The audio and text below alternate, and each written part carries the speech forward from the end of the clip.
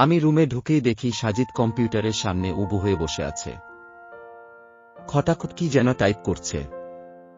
আমি জগ থেকে পানি ঢালতে লাগলাম। প্রচণ্ড রকম তৃষ্ণায় বুক ফেটে যাওয়ার জোগাড়। সাজিদ কম্পিউটার থেকে দৃষ্টি সরিয়ে আমার দিকে তাকিয়ে বলল, কি রে, কিছু হইল?